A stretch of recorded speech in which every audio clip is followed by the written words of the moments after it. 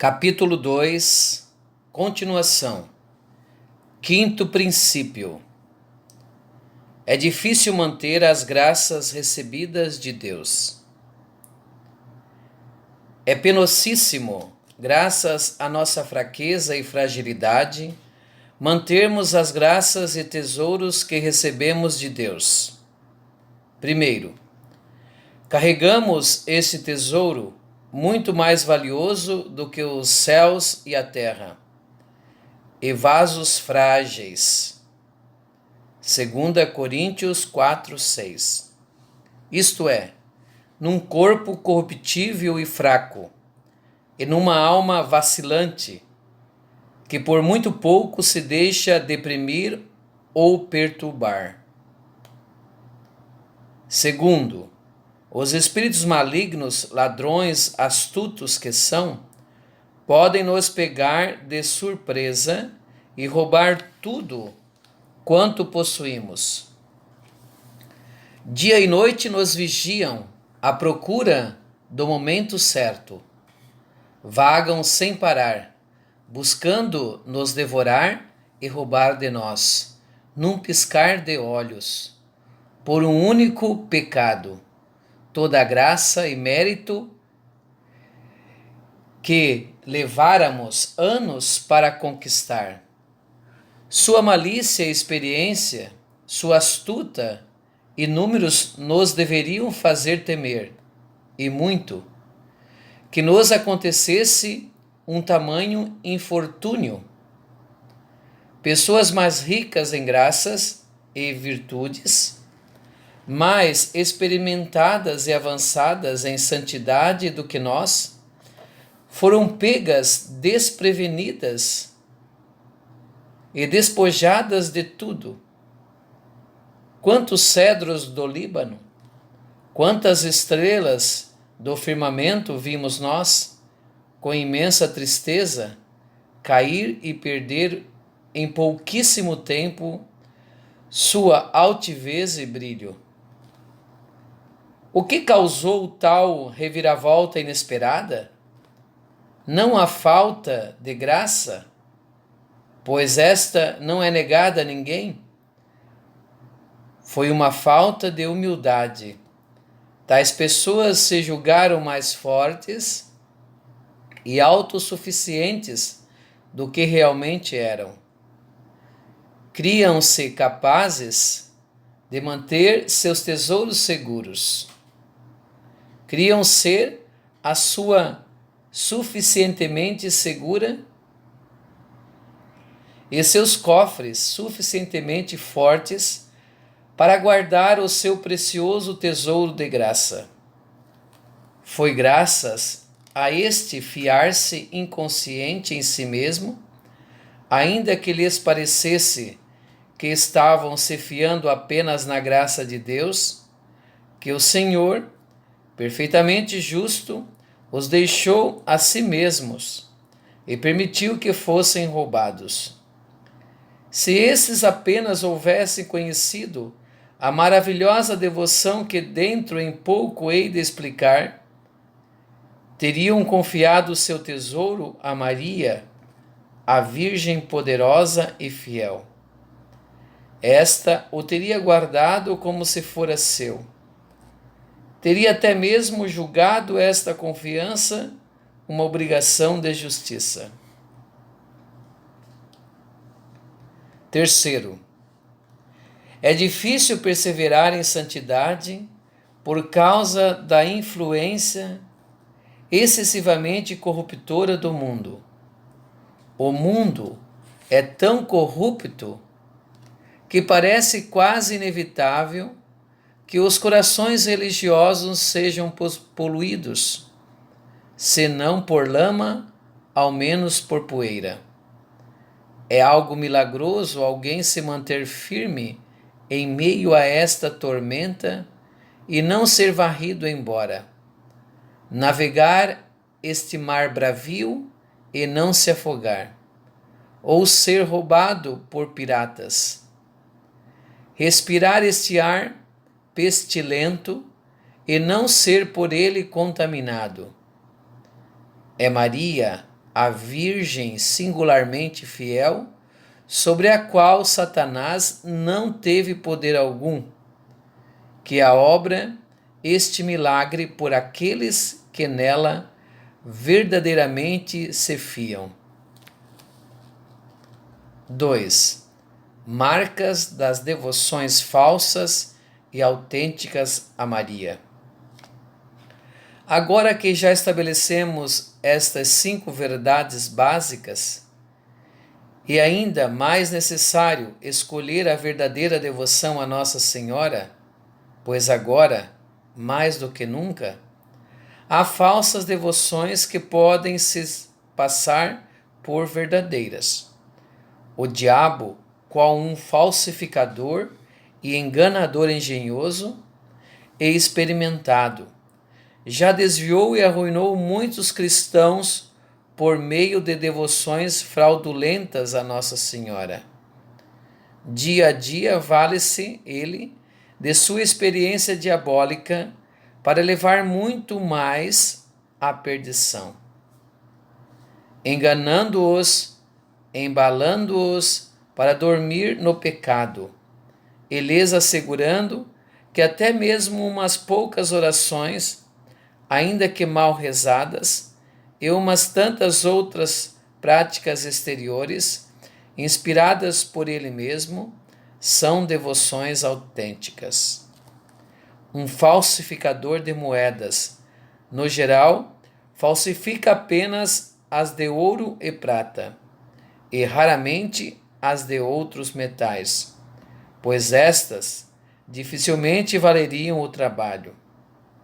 Similarmente, o diabo deixa outras devoções em paz e falsifica, sobretudo, as que se direcionam a Jesus e Maria, como, por exemplo, a devoção à Santa Eucaristia ou à Santíssima Virgem, pois estas estão para as demais devoções, como o ouro e a prata estão para as outras moedas. É, portanto, importantíssimo, em primeiro lugar, saber identificar falsas devoções a Nossa Senhora, para que possamos evitá-las, e reconhecer a verdadeira devoção a fim de praticá-la. Em segundo lugar, entre várias formas diversas de verdadeira devoção a Nossa Senhora, devemos escolher a que lhe seja mais perfeita e mais agradável, a que dê maior glória a Deus e nos seja mais santificante. A falsa devoção a Nossa Senhora. Há, creio eu, 7 tipos de falsa devoção a Maria, a saber, a devoção. Primeira, do crítico. Segunda, do escrupuloso. Terceira, do superficial. Quarta, do presunçoso. Quinta, do inconstante. Sexta, do hipócrita. Sétima, do interessado a si próprio. Devotos críticos. Os devotos críticos são, na maior parte das vezes, estudantes orgulhosos, pessoas de mente autossatisfeita e independente, que no fundo do coração nutrem uma espécie de vaga devoção a Maria. Contudo, põem-se a criticar quase todas as formas de devoção que pessoas simples e piedosas adotam em honra à sua boa mãe, pura e simplesmente, porque tais práticas não lhes agradam. Questionam todos os milagres e histórias que testificam a misericórdia e o poder da Santíssima Virgem, até mesmo aquelas registradas por autores confiáveis ou retirada das crônicas de ordens religiosas. Não aguentam ver gente simples e humilde de joelhos perante um altar ou estátua de Nossa Senhora, ou ali fazer orações ante algum santuário. Chegam mesmo a acusá-las de idolatria, como se estivessem adorando a madeira ou a pedra. Dizem que, no que lhes toca, não se importam com tais demonstrações externas de devoção, uma vez que não são ingênuos a ponto de crer em todos os contos de fadas e historietas contadas sobre Nossa Senhora. Quando nós lhe dizemos quão admiravelmente os pais da Igreja exaltavam Nossa Senhora, respondem que os pais estavam a exagerar, como fazem de praxe os oradores, ou que suas palavras estão sendo deturbadas. Esses falsos devotos, esta gente mundana e orgulhosa de si, são perigosíssimos. Causam danos indizíveis à devoção a Nossa Senhora.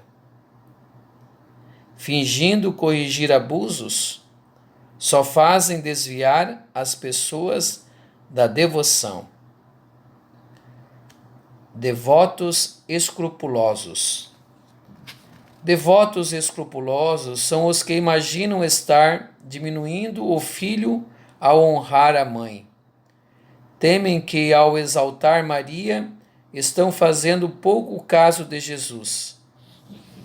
Não suportam ver pessoas dando a Nossa Senhora as honras que lhe cabem e que os pais da Igreja a ela renderam sem reservas.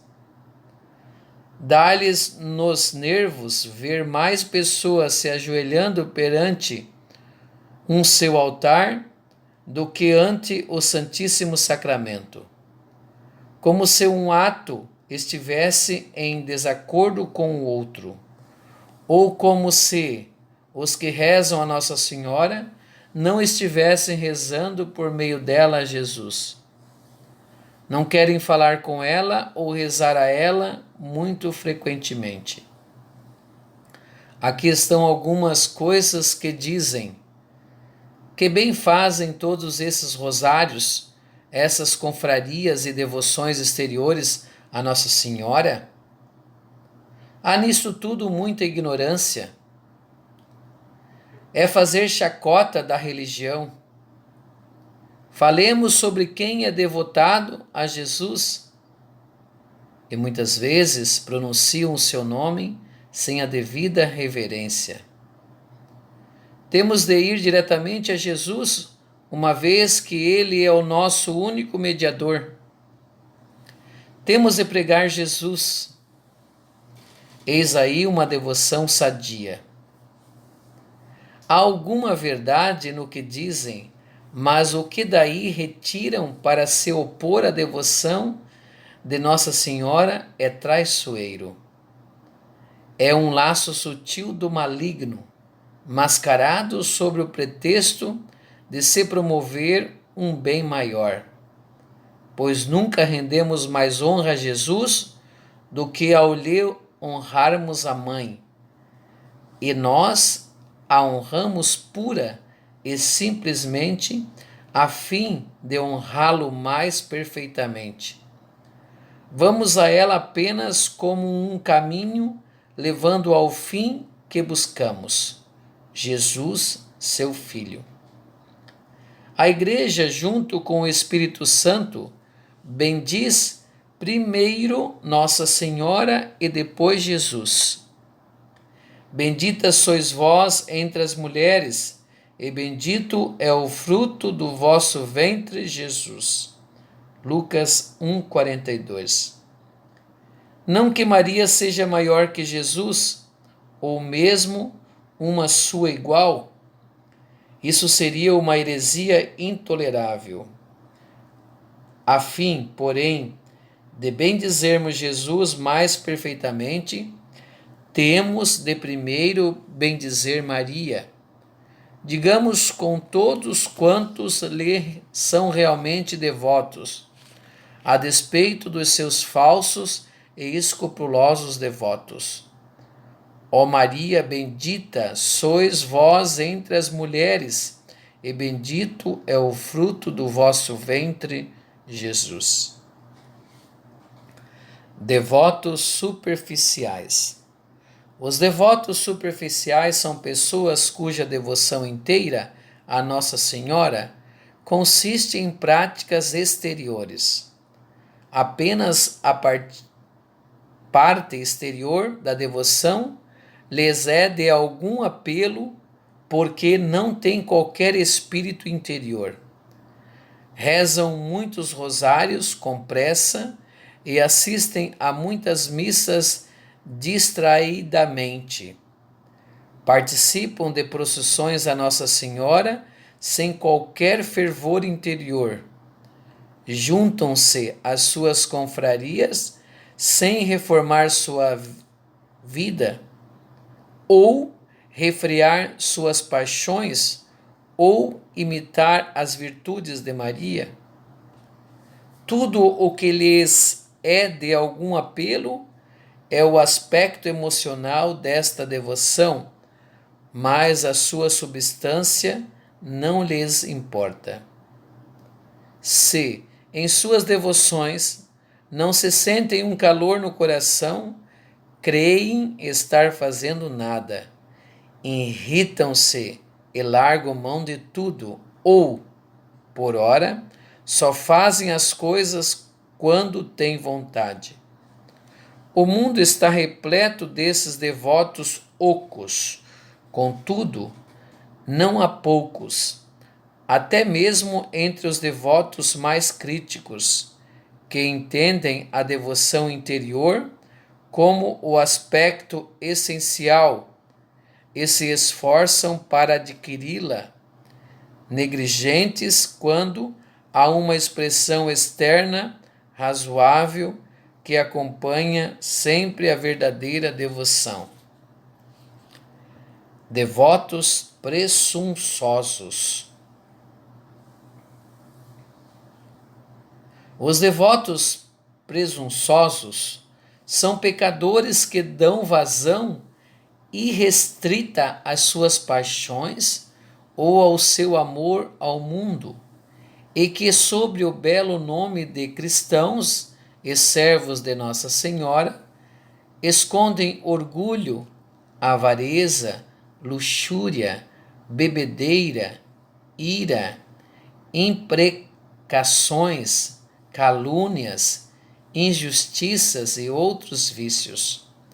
Dormem tranquilamente com os seus hábitos perversos, sem fazer qualquer grande esforço para corrigi-los, crentes de que sua devoção a Nossa Senhora lhes dá alguma espécie de liberdade. Convence-se a si mesmos de que Deus há de perdoá-los, de que não irão morrer sem se confessar, que não se perderão por toda a eternidade. Tomam tudo isto por certo porque rezam rosário, jejuam aos sábados, fazem parte da confraria do Santo Rosário ou do Escapulário, ou de uma confraria de Nossa Senhora, ou porque usam uma medalha ou correntinha de Nossa Senhora. Quando lhe dizemos que tal devoção é apenas uma ilusão do diabo, além de presunção perigosa que pode arruiná-los, recusam-se a acreditar no que lhes é dito. Deus é bom e misericordioso. Respondem eles, e não nos criou para a condenação. Não há homem que não tenha pecados. Não iremos morrer sem nos confessar, e um bom ato de contrição na morte. 2 Samuel 12:13, Salmo 50. É tudo de que precisamos. De mais a mais, dizem ter devoção a Nossa Senhora, dizem usar o escapulário, afirmam rezar fiel e humildemente, todos os dias, os 7 Pai Nossos e as Ave-Marias em sua honra, que por suas vezes chegam mesmo a rezar o rosário e o ofício de Nossa Senhora, bem como jejuar e fazer outras boas obras, cegando-se ainda mais a si mesmos. Citam histórias, lidas e ouvidas, se verdadeiras ou falsas, pouco lhes importa, que relatam como pessoas que morreram em pecado mortal foram trazidas de volta à vida para poderem se confessar, ou como suas almas foram milagrosamente mantidas em seus corpos até a confissão, porque em vida fizeram algumas rezas ou uns poucos atos piedosos em honra de Nossa Senhora. De outros dizem que obtiveram de Deus no momento da morte, por meio da misericordiosa intercessão da Santíssima Virgem, contrição e perdão por seus pecados. Este modo foram salvos. Consequentemente, tais pessoas esperam que a mesma coisa lhes ocorra. Não há nada em nossa religião cristã que não seja tão digno de condenação quanto esta presunção diabólica. Como podemos dizer, em verdade, amar e honrar a Santíssima Virgem quando por nossos pecados cruelmente ferimos, perfuramos, crucificamos e insultamos o seu Filho? Se Maria tornasse uma regra a salvar, por sua misericórdia, esse tipo de gente estaria aceitando a perversidade e ajudando a insultar e crucificar seu filho. Quem poderia ousar sequer pensar em algo assim? Digo eu que semelhante abuso da sua devoção é um sacrilégio horrível e, junto com uma comunhão indigna, é o maior e menos perdoável de todos os pecados, pois a devoção a Nossa Senhora é a mais santa e melhor devoção de quantas há após o Santíssimo Sacramento. Admito que, a fim de se ser verdadeiramente devoto a Nossa Senhora, não é absolutamente necessário ser tão santo de maneira a evitar todos os pecados, conquanto isto seja desejável, mas é necessário, ao menos, prestar muita atenção. Primeiro, estar genuinamente determinado a evitar pelo menos todos os pecados mortais que insultam a mãe tanto quanto o filho. Segunda, praticar o domínio próprio a fim de evitar os pecados. Terceira, entrar em suas confrarias, rezar o rosário e outras orações, jejuar aos sábados e assim por diante. Tais meios são surpreendentemente eficazes para se converter até mesmo o mais empedernido pecador. Se fores um pecador com um dos pés já no abismo, aconselho-te a fazer o que aqui digo, mas há uma condição essencial. Deves realizar estas boas obras única e exclusivamente a fim de obter de Deus, por meio da intercessão de Nossa Senhora, a graça para que te arrependas de teus pecados, obtenhas perdão por eles e venças teus maus hábitos, e não para que vivas complacentemente no estado de pecado, sufocando a voz da consciência, os exemplos de nosso Senhor e dos santos, além do ensinamento do Santo Evangelho. Devotos inconstantes. Os devotos inconstantes são aqueles cuja devoção a Nossa Senhora é praticada de maneira irregular, intermitente, por impulsos apenas. Às vezes são fervorosos, noutras vezes mornos, por vezes parecem prontos a fazer qualquer coisa por Nossa Senhora, e logo depois já mudaram completamente. Começam querendo abraçar todas as devoções a Nossa Senhora. Entram em suas confrarias, mas não lhes seguem as regras fielmente. São tão voláteis quanto a lua. Eclesiástico 27:12. E como a lua, Maria os põe sobre os pés. Apocalipse 12:1. Por sua inconstância, são indignos de ser contados entre os servos da Virgem Fidelíssima, pois a fidelidade e a constância são os sinais distintivos dos servos de Maria. É melhor não nos sobrecarregarmos com uma multidão de orações e práticas piedosas, mas sim adotar apenas umas poucas e realizá-las com amor e perseverança, a despeito da oposição do diabo, do mundo e da carne. Devotos hipócritas. Ainda outra categoria de falsos devotos de Nossa Senhora, os hipócritas.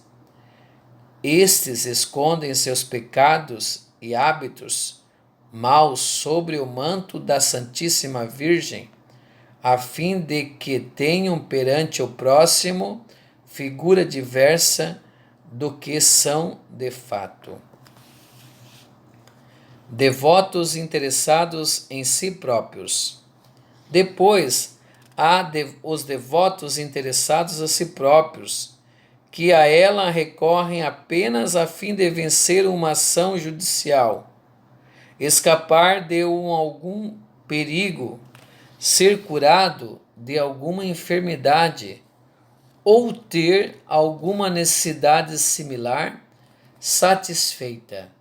Nunca lhe devotam um só pensamento, são quando dela precisem.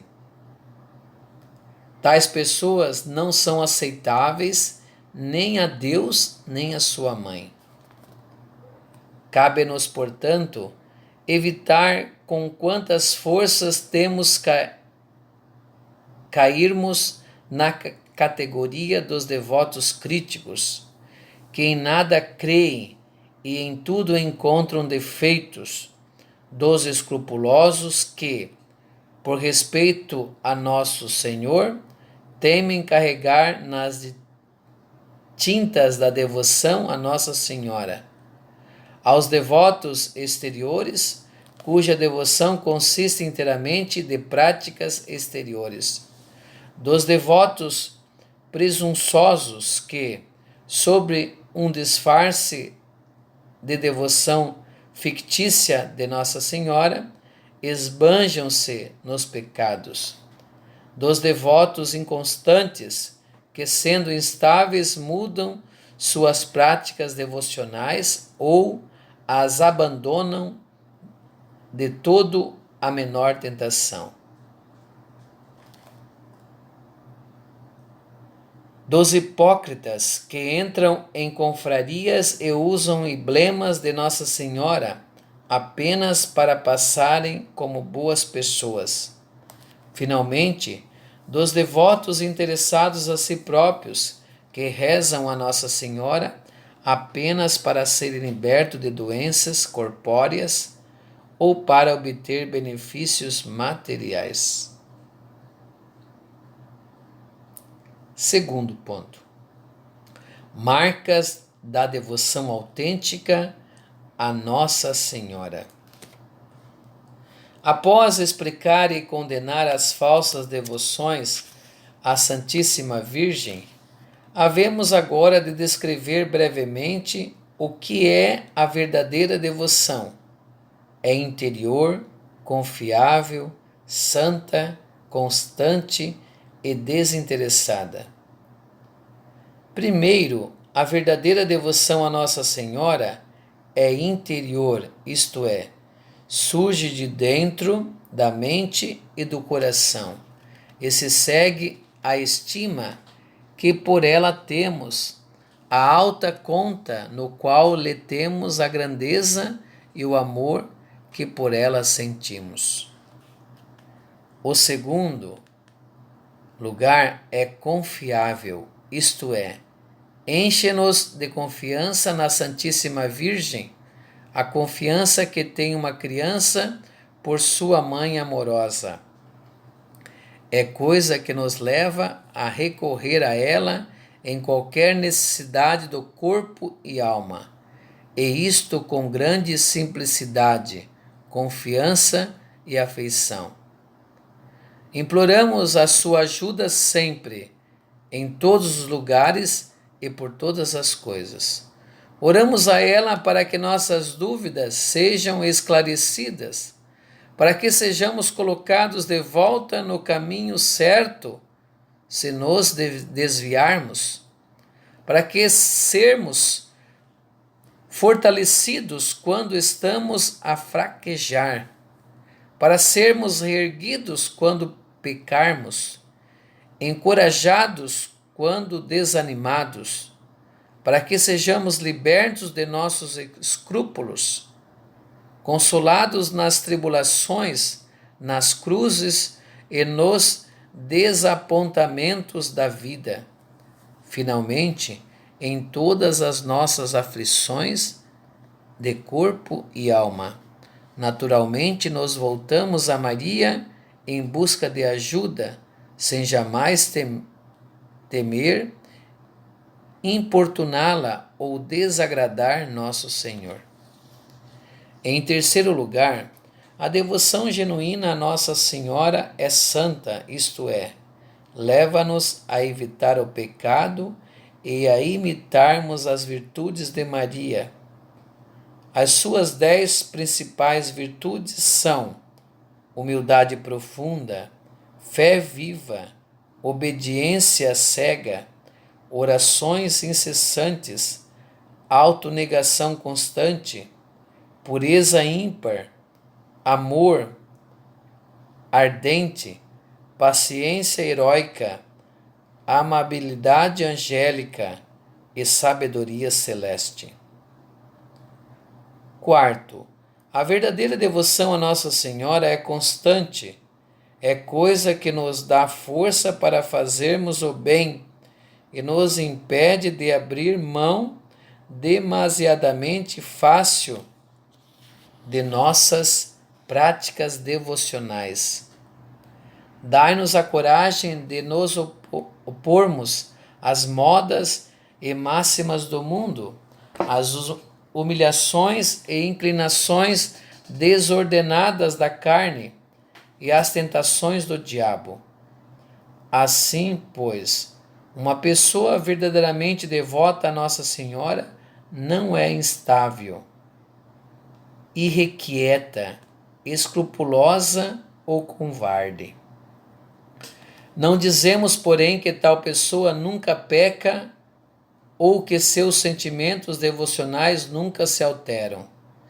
Se ela perde todo o gosto e sentimentos pela devoção, não fica com isto irritado, pois um servo bom e fiel de Maria é guiado em sua vida pela fé em Jesus e Maria, e não por seus sentimentos. Hebreus 10, 38.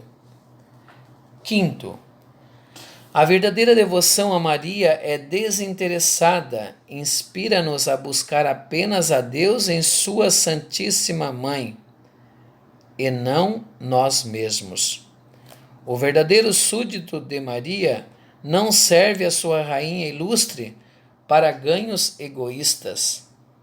Não a serve para algum bem-estar temporal ou eterno, mas pura e simplesmente porque tem ela o direito de ser servida e nela Deus somente. Ele a ama não tanto porque lhe é boa ou porque espera algo dela, mas simplesmente porque a Virgem é amável.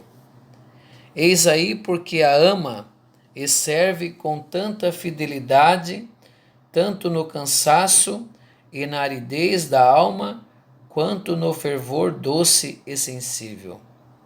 O seu amor por ela é o mesmo, esteja ele no Calvário ou em Canaã. Quão aprazíveis e preciosos aos olhos de Deus e de sua Santa Mãe devem ser esses servos de Maria, que a servem sem querer nada para si próprios. Quão raros são hoje em dia! Foi a fim de aumentar o seu número que eu tomei minha pena para escrever o que venho ensinando com sucesso, tanto pública quanto privadamente, em minhas missões já por muitos anos. Fiz saber já muitas coisas acerca da Virgem Maria e como quero modelar um verdadeiro servo de Maria e um genuíno discípulo de Jesus, tenho ainda muitíssimo mais a dizer, se bem que por ignorância, inabilidade e falta de tempo, serei obrigado a deixar infinitamente mais coisas por dizer. Contudo, meu trabalho haverá de ser recompensado se este livreto cair nas mãos de uma alma nobre, um filho de Deus e de Maria, nascido não do sangue, nem da vontade da carne e do homem. João 1,13. Meu tempo terá sido bem gasto se, pela graça do Espírito Santo, após ter lido este livro, ele se converter do valor supremo da sólida devoção a Maria que estou prestes a descrever. Se eu acreditasse que meu sangue culposo poderia ajudar o leitor a aceitar em seu coração as verdades que hei de estabelecer em honra de minha mãe amada e rainha, eu, seu filho escravo mais indigno, haveria de usá-lo em vez de tinta, a fim de descrever estas palavras.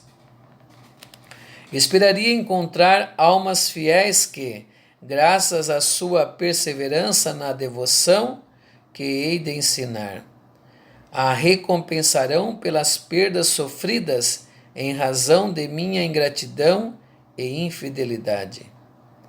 Sinto-me mais inspirado do que nunca a acreditar e esperar a realização completa do desejo que está profundamente enraizado no meu coração e pelo qual orei a Deus por muitos anos a fio, a saber, que num futuro próximo ou distante a Santíssima Virgem terá mais filhos, servos e escravos de amor do que jamais teve antes, e que, por meio deles, Jesus, meu querido Senhor, há de reinar mais do que nunca nos corações dos homens. Antevejo claramente que feras raivosas hão de acometer em fúria para estraçalhar com seus dentes diabólicos este livreto e a ferramenta usada pelo Espírito Santo para escrevê-lo. ou ao menos farão com que fique escondido nas sombras e no silêncio de um caixão, para impedi-lo de ver a luz do dia. Ao mesmo de atacar e perseguir quem ler e pôr em prática o que estiver escrito neste livro. Mas não importa, tanto melhor. Dai-me mesmo encorajamento para esperar um grande sucesso à luz da perspectiva de uma poderosa legião de soldados valentes e valorosos de Jesus e Maria, tanto homens quanto mulheres, que hão de lutar contra o diabo, o mundo e a natureza corrupta nos tempos perigosos que por certo virão. Mateus 24:15. O que é capaz de compreender isto, compreenda-o. Mateus 19:12. Principais práticas da devoção a Maria. Há várias práticas interiores da verdadeira devoção à Santíssima Virgem. Cá estão, em suma, as principais. Primeira, honrá-la como a digna Mãe de Deus por meio do culto e perdu-lhe-a, isto é, estimá-la, a honrá-la mais do que todos os outros santos, como a obra-prima da graça e a primeira em santidade após Jesus Cristo, verdadeiro Deus e verdadeiro homem. Segunda, meditar em suas virtudes, seus privilégios e ações. Terceira, contemplar-lhe a sublime dignidade. Quarta, oferecer-lhe atos de amor, louvor e gratidão. Quinta, invocá-la com um coração alegre. Sexta, oferecermos-nos à Virgem e a ela nos unirmos. Sétima, fazer tudo para agradá-la. Oitava, começar, levar a cabo e finalizar nossas ações por meio dela, nela, com ela e por ela, a fim de fazê-las por meio de Jesus, em Jesus, com Jesus e por Jesus, nosso fim último. Esta última prática será melhor explicada mais à frente. A verdadeira devoção a Nossa Senhora tem também várias práticas exteriores, eis as principais. Entrarmos em suas confrarias e congregações. Segunda, entrarmos em ordens religiosas dedicadas a ela. Terceira, tornar os seus privilégios melhor conhecidos e estimados. Quarta, dar esmolas, jejuar, realizar atos interiores e exteriores de autonegação em sua honra. Quinto, carregar consigo tais sinais de devoção a ela, como o rosário, o escapulário ou a sua correntinha.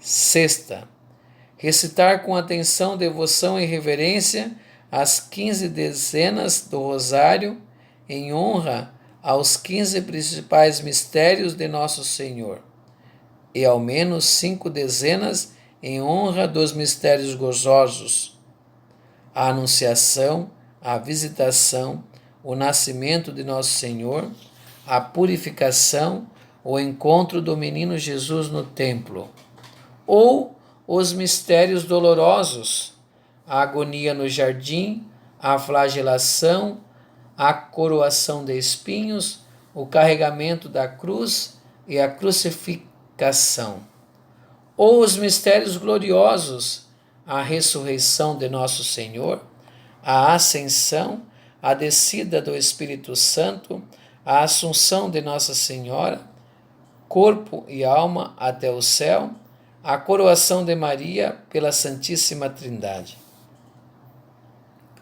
Pode-se também escolher qualquer uma das seguintes orações: o rosário de 6 ou 7 dezenas em honra dos anos que se creem foram passados por Nossa Senhora nesta terra. A pequena coroa da Santíssima Virgem em honra de sua coroa de 12 estrelas ou privilégios. O pequeno ofício de Nossa Senhora, tal amplamente aceito e recitado da Igreja. O pequeno saltério da Santíssima Virgem, composto em sua honra por São Boaventura, e que é tão caloroso e devocional que não se pode recitá-lo sem se comover os 14 Pai Nossos e Ave Marias em honra das 14 alegrias. Há várias outras orações e hinos da Igreja, tais como os hinos das estações litúrgicas, Ave Maris Stella, ou a Gloriosa Domine, ou Magnificat, e outras orações que se podem encontrar em todos os livros de orações. 7. Cantar-lhe hinos ou ensinar outros a cantá-los. 8. Pôr-se de joelhos ou inclinar-se ante ela todas as manhãs, dizendo 60 ou uma centena de vezes Ave Maria, Virgem Fidelíssima, de modo que, por meio de sua intercessão com Deus, possamos corresponder fielmente às suas graças ao longo do dia, e à tarde dizer Ave Maria, Mãe de Misericórdia, pedindo-lhe a obtenção do perdão divino pelos pecados que tenhamos cometido ao longo do dia. 9. Assumir o comando de suas confrarias, decorar-lhe os altares, coroar e adornar suas estátuas. 10. Carregar em suas estátuas ou fazer outros carregá-las em procissão, ou manter uma própria pequena consigo, como proteção eficaz contra o maligno.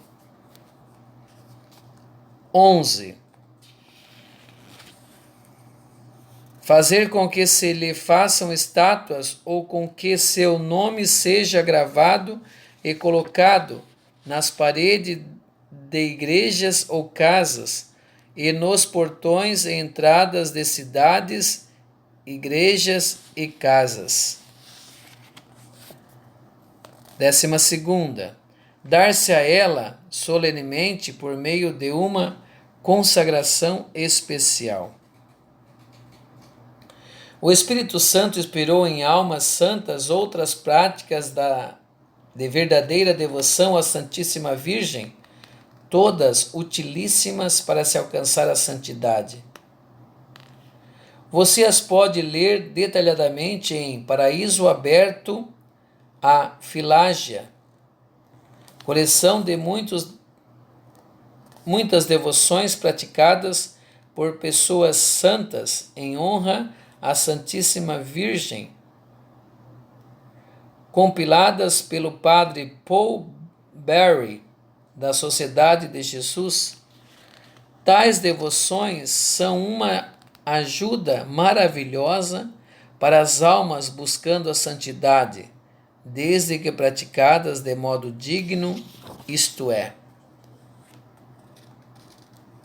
primeiro, com a intenção correta de agradar apenas a Deus, buscando união com Jesus, nosso fim último, e dando edificação ao nosso próximo. Segundo, com atenção, evitando distrações voluntárias. Terceira, com devoção, evitando a pressa e a negligência. Quarto, com decoro e uma postura corporal respeitosa. A prática perfeita. Havendo lido quase todos os livros que há sobre a devoção à Santíssima Virgem e conversado com as pessoas mais santas e eruditas hoje vivas, posso agora dizer com convicção que jamais conheci e ouvi falar de qualquer devoção a Nossa Senhora que seja comparável a esta da qual hei de falar. Nenhuma outra devoção exige de nós mais sacrifícios a Deus. Nenhuma nos esvazia tanto de nós mesmos e do amor próprio. Nenhuma outra nos mantém mais firmes na graça de Deus e a graça de Deus em nós. Nenhuma outra devoção nos une mais perfeita e facilmente a Jesus. Finalmente, nenhuma outra devoção rende maior glória a Deus e nos é mais santificante ou melhor para o próximo. Como esta devoção consiste essencialmente num estado da alma, não haverá de ser compreendida na mesma maneira por todos. Alguns, a grande maioria, vão parar logo à entrada e não darão um só passo a mais. Outros, não muitos, hão de dar um só passo em seu interior. Quem dará um segundo passo? Quem dará o terceiro? Finalmente, quem continuará nela permanentemente? Apenas aquele a qual o Espírito de Jesus revelar o segredo. O Espírito Santo mais há de levar esta alma fiel de força em força, de graça em graça, de luz em luz, até que esta enfim alcance a transformação de si mesmo em um Jesus na flor de sua idade na terra e de sua glória no céu.